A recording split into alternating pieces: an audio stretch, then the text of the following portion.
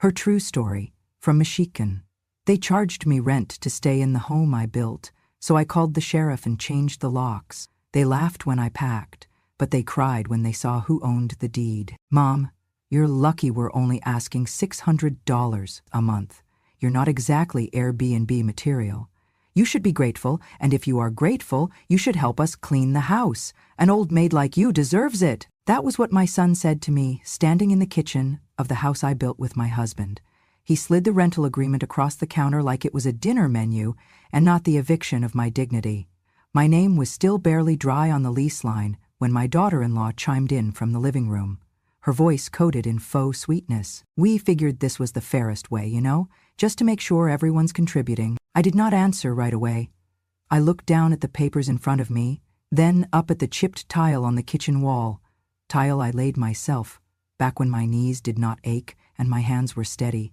40 years ago, my husband and I dug the foundation for this home with our own backs. I picked out the windows, hammered the fence posts, planted the first rose bush out front. Now I was being asked to pay rent to live in it. After my husband died, I moved in with my son and his wife, thinking it would bring us closer together. The house was big enough for all of us, and I thought they'd appreciate the help. I cooked, I cleaned, I even babysat their kids when they still lived here. I thought we were a family, but slowly, things changed. First, they asked me to move into the smaller room for privacy. Then they started labeling food in the fridge with their names. Eventually, they stopped including me in dinner plans altogether, telling me they were eating out or already ate when I asked. And then came the talk about utilities. We're just stretched thin right now, my son said one evening. Groceries, electric, internet, it all adds up. I understood that. I offered to help out. I handed over my monthly Social Security check to cover groceries and bills. But apparently that was not enough. A week later, he brought me the lease. I was to pay $600 a month for housing. No discussion, no warning, just a statement of fact, like they were doing me a favor. I did not argue. I did not plead. I did not ask why my own child had reduced me to a line item in their budget. I just stared at the paper, my hands resting on the kitchen counter that still had the burn mark from when I scorched the Thanksgiving gravy pot 2 decades ago. I asked one question. Is this your idea? I looked at my son, waiting. He hesitated. It's just something we both talked about. We, of course, meant his wife. I nodded. I went to my room that night and stared at the ceiling, unable to sleep.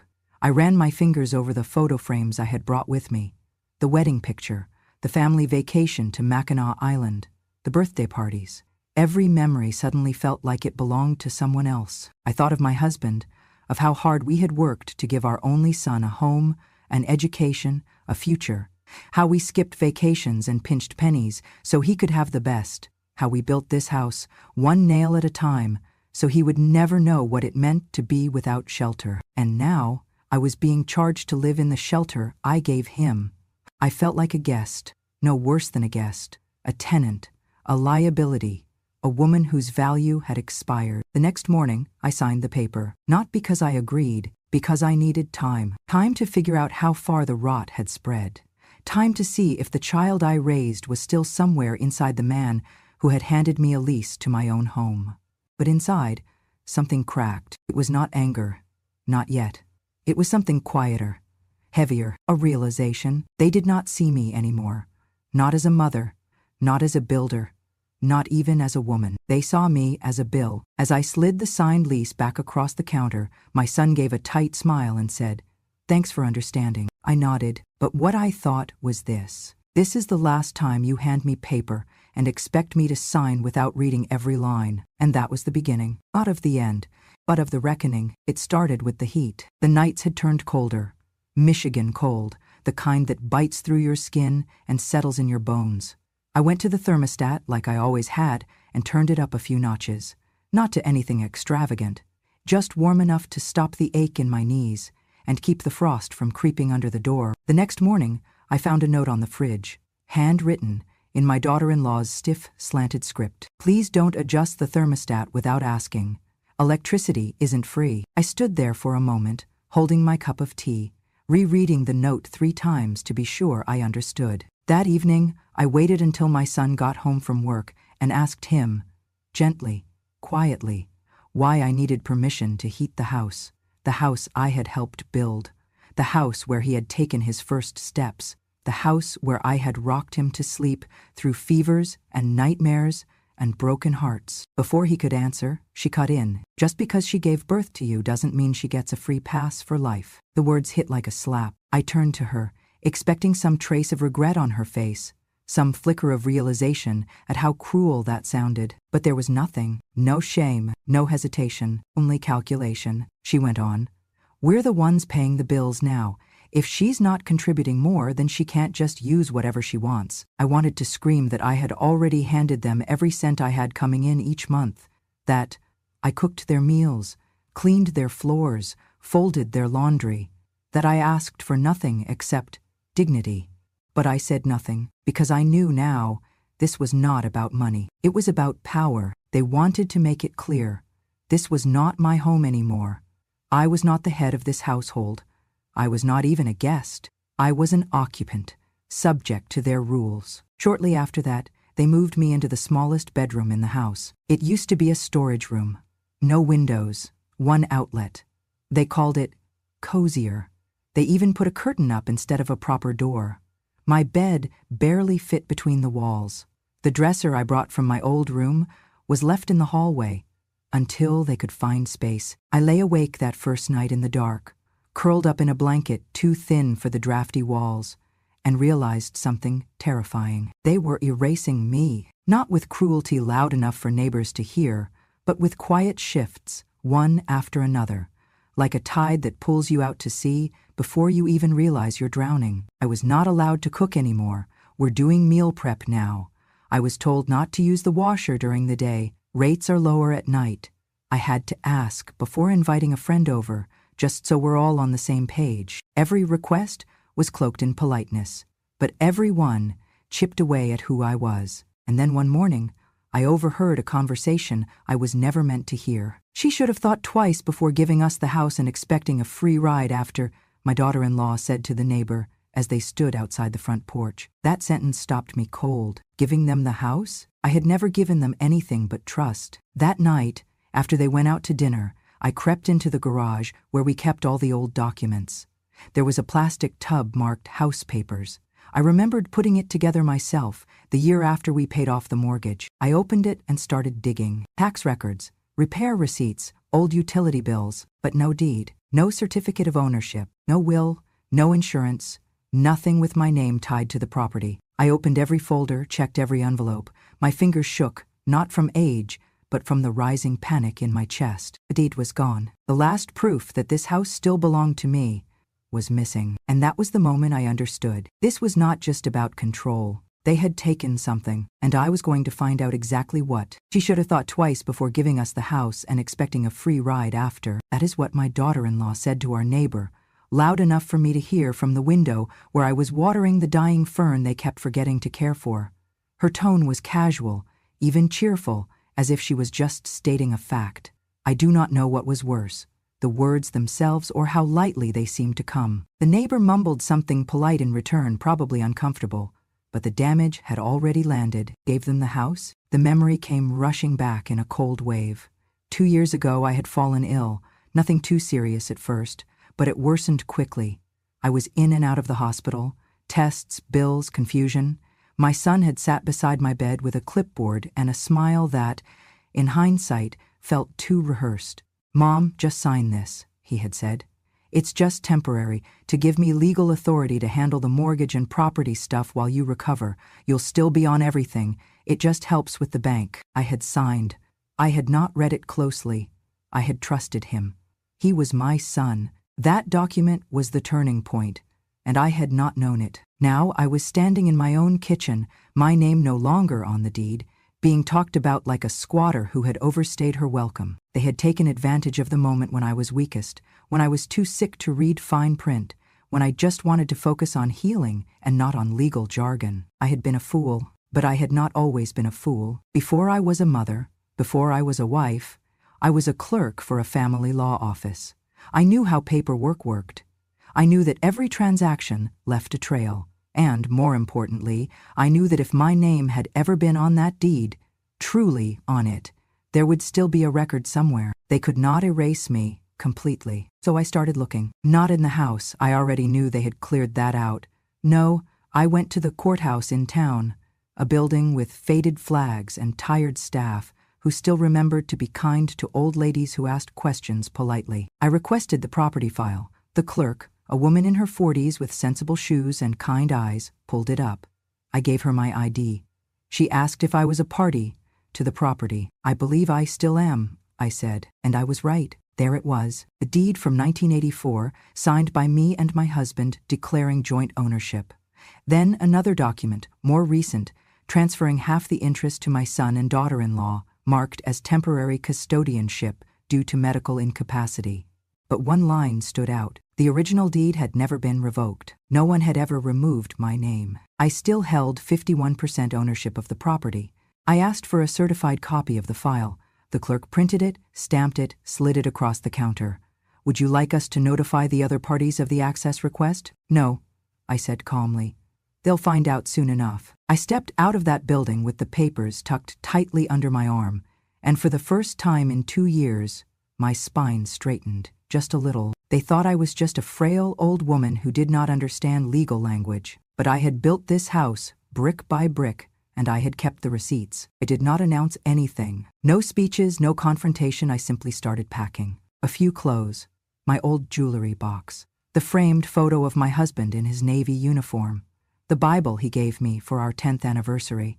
I placed everything gently into 2 suitcases I had not used in years, the kind with worn wheels and zippers that still remembered better times. I did not bother with the rest. Let them keep the furniture. Let them sleep in the bed I once bought with my first bonus check. Let them sit on the couch I picked out when my son graduated college. The memories were mine. The objects were just placeholders. I moved quietly from room to room, folding and stacking, thinking not of what I was leaving behind, but what I was reclaiming. That afternoon, as I wheeled my bags through the hallway, my daughter-in-law caught sight of me. She leaned against the doorframe, arms crossed, a crooked smirk on her face. "Well," she said, voice sweet with venom. "Looks like she finally got the hint. Took her long enough." She did not ask where I was going. She did not offer to help. She just watched with the kind of satisfaction that comes when someone believes they have won. My son came down the stairs as I reached the front door. He paused. His eyes met mine, but they were empty, distant, as if he had already decided I was someone he no longer had to care about. He did not say a word. I opened the door myself. It was not a dramatic exit. There was no storm, no slammed doors, only the quiet click of my suitcase wheels on the front porch as I walked away from the house I had built. But I did not go far. In the next town over, nestled between a hardware store and a diner that still served bottomless coffee, was a small brick building with an American flag out front. The sheriff's department. I stepped inside and gave my name. The young deputy at the desk looked surprised. "The Ruth Gardner?" "Yes," I said. "And I need to speak with the sheriff." He came out 5 minutes later, taller than I remembered, but with the same gentle eyes and crooked smile he had as a boy when I used to babysit him. "Miss Ruth?" he said, startled. "It's been years." "It has," I smiled. "You used to call me Auntie Ruth when I brought cookies to the station." He laughed, then gestured me into his office. "What can I do for you?" I sat down and laid the documents in front of him. The certified deed, the ownership transfer record, my ID, the letter from the clerk confirming my status as majority owner. Then I told him everything. I told him how they moved me into a storage room, how they made me pay rent, how they took my name off the mailbox and acted like I was just some freeloader clinging to a house I had no right to. I told him how I found out I still owned more than half the property. When I finished, he was quiet for a moment. Then he picked up the papers, scanned them with practiced eyes, and let out a long breath. "Well," he said slowly, "if this is all accurate, and it sure looks like it is, then what they're doing isn't just disrespectful. It's illegal." I looked at him. "So what does that mean?" He leaned back in his chair, fingers steepled. "It means if you're the lawful owner, and they're refusing to leave or attempting to charge you rent, they're occupying your property without consent." In plain English? He smiled, then said the words I had been waiting to hear. "If you're still the rightful owner, they're trespassing. Cow traro." And that was when I knew I had not just walked away from my home. I had walked toward justice. Power does not always come from raising your voice. Sometimes, it comes from holding the right piece of paper. After my meeting with the sheriff, I contacted an attorney. I chose a local woman named Hannah Givens, a sharp, no-nonsense professional who came highly recommended by the courthouse clerk. She had a reputation for being calm in the courtroom and ruthless on paper. I met her at her office on a gray Thursday morning. Her handshake was firm. Her eyes were direct. "I've reviewed the documents you sent," she said, flipping through the certified copies I had brought from the clerk's office. "You have every right to pursue full control of the property. The current occupants are not just overstepping, they're legally vulnerable." I nodded, feeling the weight of every insult, every silent humiliation, settle just a little lighter on my shoulders. "We'll begin with a petition for reinstatement of property rights," she continued. "It's clean, efficient, and it won't require court appearances unless they contest it." "I don't want them to know it's me," I said. She raised an eyebrow. "I want it handled through the trust," I added, sliding a sealed envelope across the table. "It's an old trust my husband and I set up years ago for property taxes and future estate planning. The name on it is neutral. They won't recognize it." Hannah smiled. "Smart." I signed the papers that afternoon. Petition for repossession, affidavit of prior ownership, declaration of current occupancy dispute. She notarized each one, placed them into a manila folder, and said, "This will be submitted first thing in the morning." The next day, the sheriff's office processed the request for a residency check, citing property ownership conflict. The wheels of justice began to turn. A week later, the district court approved the initial petition and issued a formal notice of disputed ownership to the occupants, my son and daughter-in-law. The document stated that unless they could provide evidence disproving my retained interest, they were required to vacate the premises or face formal eviction proceedings. They still had no idea who was behind it. To them, it must have looked like some kind of clerical error or legal technicality. But I knew better. This was not revenge. This was restoration. I watched the process from Hannah's office, tracking each filing, each stamped envelope, each confirmation of receipt. My hands did not shake, not once. When she handed me the final form to sign, the formal complaint for unlawful occupancy, I picked up the pen, placed the tip on the line, and wrote my name. Not as a mother, not as a victim, but as the legal, rightful owner of the home I built with my own hands. I did not cry. I did not smile. I just signed, because justice does not always shout. Sometimes it signs, and it does not flinch. It was a quiet morning in early spring, the kind where the wind still carried a bite, but the sun was starting to return. I stood across the street from the house, my house, wrapped in a dark wool coat that belonged to my husband, the same one he wore when we first moved in. It still smelled faintly of cedar and memory. The sheriff's cruiser pulled into the driveway just before 9 a.m., followed by my attorney's car. The engine barely shut off before they were at the front door, official papers in hand. I watched from the sidewalk, still, silent, and unseen. The knock was loud, measured, official. My son answered in sweatpants, confusion already on his face. "What's this about?" he asked, blinking in the sunlight. The sheriff unfolded the document. "This is a legal notice of property repossession. You and your wife are being asked to vacate the premises within 48 hours due to unresolved ownership claims." My daughter-in-law appeared behind him in her robe, eyes puffy, voice sharp. "Excuse me, what the hell is this? This has to be a mistake." "It's no mistake, ma'am," the sheriff said, calm but firm. "You've been notified. You had 14 days to respond. You didn't. This is the enforcement phase." "Who filed this?" she snapped, her voice rising. "We own this house. Who the hell is doing this to us?" I took my cue. I stepped off the curb. The sound of my heels on the pavement was the only sound in the world for a moment. My coat moved with the wind. My hands were steady, my breath was even. They saw me the moment I reached the edge of the driveway. My son blinked like he could not believe his eyes. My daughter-in-law's mouth fell open, mid-rant, but no words followed. I said nothing at first. I reached into my purse and pulled out a folder. From it I drew one paper, just one, the original deed. My name. My husband's name. My portion, 51%. I held it up without trembling, then I looked at them, directly, for the first time in months. "The woman you charged rent," I said softly, "is the legal majority owner of this land." They were frozen. "No one took it from me," I continued. "No one tricked me. You tried, but you failed." You can't do this," my son whispered, his voice breaking. "I already did. I replied. No anger, no shouting, just truth. The sheriff nodded beside me, then handed them the second page, the final order.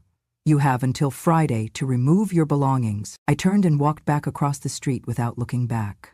I did not need to see their faces again, because this moment, this silence, was louder than anything they could ever say. It was a quiet morning in early spring, the kind where the wind still carried a bite, but the sun was starting to return.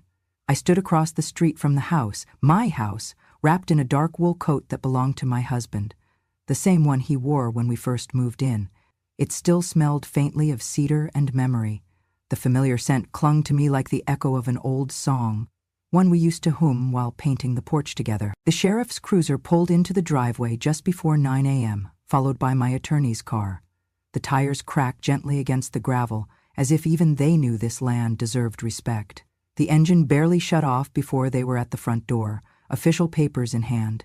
I watched from the sidewalk, still, silent, and unseen, like the ghosts they had tried to make me into. The knock was loud, measured, official. It wasn't just a knock, it was a sentence. My son answered in sweatpants, confusion already on his face. His hair stuck up on one side and he rubbed his eyes like a child too slow to realize the rules had changed. What's this about? He asked, blinking in the sunlight. The sheriff unfolded the document. This is a legal notice of property repossession. You and your wife are being asked to vacate the premises within 48 hours due to unresolved ownership claims. My daughter-in-law appeared behind him in her robe, eyes puffy, voice sharp. Excuse me? What the hell is this? This has to be a mistake. It's no mistake, ma'am, the sheriff said, calm but firm. You've been notified. You had 14 days to respond. You didn't. This is the enforcement phase. Who filed this? She snapped, her voice rising. We own this house. Who the hell is doing this to us? I took my cue. I stepped off the curb. The sound of my heels on the pavement was the only sound in the world for a moment. That rhythmic click was steady and slow, like a metronome counting down to a truth long overdue. My coat moved with the wind. My hands were steady. My breath was even. But my heart, it beat with something I hadn't felt in years. Certainty. They saw me the moment I reached the edge of the driveway. My son blinked like he could not believe his eyes. My daughter-in-law's mouth fell open, mid-rant, but no words followed. I said nothing at first. I reached into my purse and pulled out a folder. From it, I drew one paper. Just one. The original deed. My name, my husband's name, my portion. 51%. I held it up without trembling. Then I looked at them, directly. For the first time in months, the woman you charged rent, I said softly, is the legal majority owner of this land. They were frozen. No one took it from me, I continued. No one tricked me. You tried, but you failed. You can't do this, my son whispered, his voice breaking. I already did, I replied. No anger, no shouting, just truth. The sheriff nodded beside me, then handed them the second page, the final order. You have until Friday to remove your belongings. My daughter-in-law turned to him, frantic. This is insane. We've lived here for years. Our name is on the mailbox. Mailboxes don't hold title, my lawyer said, stepping forward. Deeds do. And this one says she's still the legal majority owner. You had the chance to contest it. You chose not to. My son looked like he wanted to collapse, to melt into the porch we had once sanded together on a Saturday when he was 7. But I gave him nothing. Not a hand, not a word. I turned and walked back across the street without looking back. Behind me, the sheriff spoke again. We can offer assistance if needed with the move, but the clock starts now. I stepped onto the sidewalk. The early spring wind pushed against my coat. I inhaled, and I could smell the lilac bush that once stood outside the kitchen window. It wasn't blooming yet, but I would bring it back. They tried to erase me, but I had roots here, deep ones. Roots you cannot pull from the ground without breaking something sacred. As I got into my car, I glanced once in the rearview mirror. My daughter-in-law was sobbing on the porch. My son stood behind her, expressionless, hands limp by his sides. This was the same porch where I once handed him his first lunchbox, the same kitchen where I sewed the patch on his jacket, the same garden where I taught him how to hold a watering can, and now it was mine again. Not because I yelled, not because I begged, but because I never truly left. They laughed when I packed, but they cried when they saw who held the deed. And for the first time in years, I felt the ground beneath me say, "Welcome home." The house is quiet now, not empty, quiet. The kind of quiet that feels earned, like the silence that comes after a long storm. A silence you do not fear, but welcome. A silence you tend to, like a final cup of tea at the end of a hard day. I wake up each morning to the light that filters through the same east-facing window my husband installed with bare hands. He measured it 3 times, cut the frame himself. I remember the sawdust in his hair, the proud smile when he finished it. That light still hits the same spot on the bedroom floor, casting warmth on the quilt I sewed when I was pregnant with our first. The garden is starting to bloom again. I planted marigolds first, his favorite. Bright gold, strong stems, resilient. They remind me of him. The roses will come in July, and with them the hummingbirds. I placed a feeder by the porch, just like we used to do. It took them 3 days to return, as if they had waited for me. The kitchen has its rhythm again. I keep the tea kettle polished, the counter clean, and the photo of him, smiling in the backyard, paint on his shirt, framed by the windowsill. It watches over me while I cook. Sometimes I speak to it, not always with words, but with glances, with pauses, with the way I rinse the tomatoes before slicing them. He loved the smell of fresh herbs. I do not invite people over. I do not need to. I do not brag to the neighbors. They do not know what happened, and I have no need to tell them. Not because I am hiding, but because what I did was not for spectacle. It was for me. Because this was never about proving anything. Not to them, not even to my son. It was about remembering who I was before they tried to make me forget, before they reduced me to a rent check, before they made me feel like a guest in my own legacy. Every brick of this home remembers me. Every floorboard knows my footsteps. Every nail was held in place by the calloused hands of a woman who built more than just a shelter. I built a life here, a family, a foundation.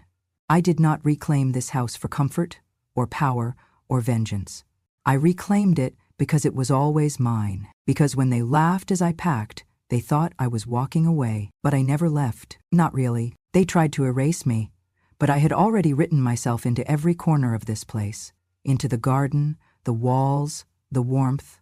My story is carved into the grain of the wooden beams, whispered through the cracks in the floorboards, tucked inside the seams of every curtain. I do not need them to thank me. I do not need them to change. I only needed them to know one thing. I was never weak, and I was never leaving. I just needed the right moment to come home. Now, I take my time. I journal in the mornings. Nothing grand, just reflections.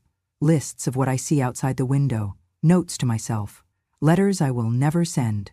Some to my husband, some to the girl I used to be. I sit on the porch in the afternoons, sipping tea, watching birds, letting the sun warm my knees. Sometimes a neighbor waves. I nod. We exchange smiles.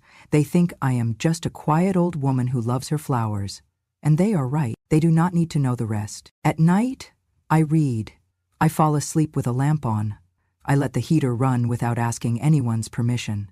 And in the dark, I feel not fear, but fullness. Because justice does not always arrive in a roar. Sometimes it returns in whispers, in locked doors, in fresh blossoms, in peace, and in the quiet satisfaction of knowing I am home, not because I demanded it, but because I never stopped deserving it. The first time I met Arthur, I was not looking for anyone. I was at the community center for a pottery class, something I had always wanted to try, but never had the time for. My hands were stiff that morning, and the clay felt too cold, too wet, too unfamiliar. I was ready to leave halfway through when he sat down beside me and said, "Most people quit before the second lump." I turned to him, eyebrows raised. "That's the secret," he said with a crooked smile. "The first lump's always ugly. It's the second one that teaches you patience." Arthur was in his early 80s, tall and wiry, with silver hair that curled over his ears and glasses always sliding down his nose. His hands were stronger than mine, though marked with old scars used to. Build boats, he told me. Not for a company, just for joy. Said the water always made him feel honest. We talked over lopsided bowls and awkward lumps of clay. He made me laugh without trying. He never complimented my looks, He complimented my observations, my way of seeing, my spine made of braided rope, as he once put it. I hadn't felt seen like that in decades. He never asked about my past. He waited until I told him. And when I did, about the house, the rent, the papers, the sheriff, the silence, he didn't flinch, just nodded, his hands resting calmly on his apron. "They underestimated you," he said, "and you still chose quiet over cruelty. That takes a kind of strength most folks don't understand." Arthur wasn't flashy. He brought me jam he made himself. He wore the same brown corduroy jacket even when it got warm. He liked crossword puzzles in pen and soup without salt. But he looked at me like I mattered, like my silence was full, not empty. Our friendship grew in rhythms. Tuesdays at pottery, Fridays at the farmer's market, Sundays in the garden. He helped me repair the birdhouse my husband once nailed to the maple tree. He sat with me on the porch during storms. He listened to the same stories more than once and never interrupted. One evening, as the sun sank low and the sky turned the color of ripe peaches, he reached for my hand. No big speech, no fanfare, just warmth, and something in me, something buried under years of being overlooked, opened. We didn't talk about marriage. We didn't need to. We talked about tomatoes and novels, Bach and blueberry pie. He showed me how to use a chisel. I showed him how to preserve herbs in oil. We built a bench together for the garden, carving our initials underneath like teenagers with secrets. He kissed my forehead every time he left, called me darlin' without making it sound like pity. He never asked to move in, but he brought over his favorite mug, and it stayed on my shelf like it belonged. Some evenings we danced slowly in the living room, no music, just the ticking of the old wall clock and the soft sound of two people choosing peace. My neighbors began to notice. One of them asked if he was my boyfriend. I laughed. I told her, "He's my beginning again," because that's what Arthur was.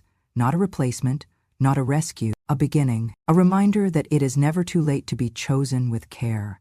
That even after the world bruises you, love can find you.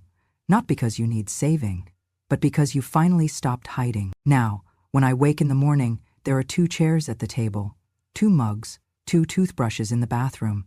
We keep separate beds, but fall asleep in the same room, reading quietly until one of us forgets the page. He calls me his wildflower, and I call him mine. So no, the story didn't end with the locks changing and the deed returned. It grew, it softened, he bloomed again, because sometimes justice is followed by joy, and sometimes, when the world thinks you're finished, you meet someone who sees you, not as broken or bitter, but as a woman still blooming, a woman still brave enough to love. Thank you for staying with me until the very last word. If this story stirred something in your heart, whether it was anger, recognition, or a quiet sense of justice, then you understand what many choose to ignore, that strength does not always raise its voice.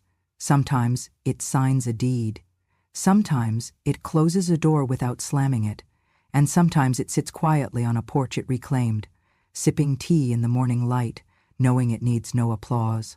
This was never just a story about a house. It was about dignity, about memory, about roots and rights and the soft power of endurance, about not asking for power, but reclaiming what was never truly lost.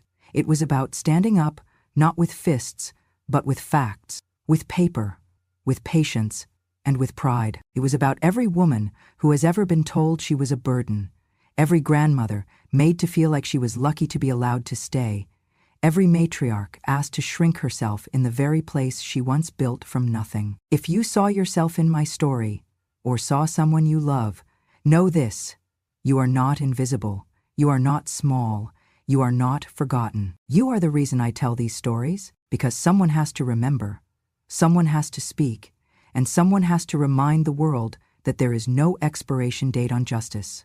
If you believe the quietest women often carry the loudest truths, then I invite you to subscribe to Grandma True Stories. This isn't a channel about pity. It's a place for clarity, for closure, for courage. Here, we tell the stories no one else will. The ones whispered behind closed doors, the ones dismissed at family dinners, the ones that echo through the decades, waiting for someone to finally listen. We don't chase revenge.